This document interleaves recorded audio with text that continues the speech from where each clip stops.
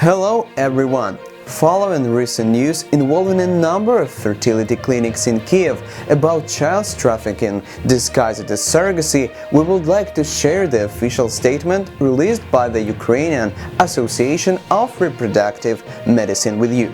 We know that many intended parents follow Ukrainian news closely, and hopefully this statement will provide comfort and clarity. At World Center of Baby, we believe that this fake news will not affect the legality of surrogacy in Ukraine, but will only assist in easing the process for intended parents to come into Ukraine and meet their long-awaited babies. Ukrainian reproductive medical industry has a rich history of surrogate scandals and no less experience of their inglorious ending. However, our professional organization cannot leave this new case without attention. The Ukrainian Association of Reproductive Medicine unites about 1,000 reproductive specialists of Ukraine. Most of Ukrainian reproductive clinics are members of the association. Achievements of reproductive medicine in our country are known worldwide and are supported by ESHRE, European Society for Human Reproduction and Embryology.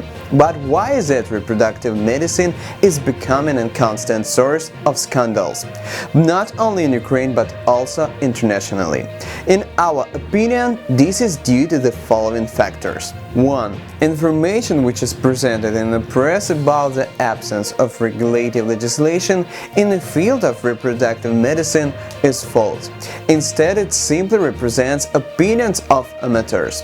In reality, Ukraine has a very clear and specific legislation supporting surrogacy, and it is in fact one of the best in the world. There is a different issue, however, with the fact that surrogacy laws and regulations are presented across various documents rather than a single one.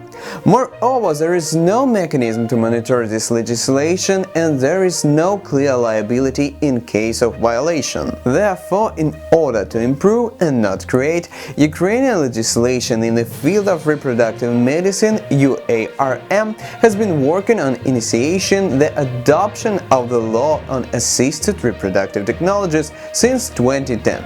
This bill is ready, but unfortunately it has not yet been looked at by the Parliament of Ukraine. The second issue is that currently many foreign citizens cannot get into Ukraine to pick up their genetic children born to surrogate mothers as a result of the travel ban introduced to stop the spread of COVID-19.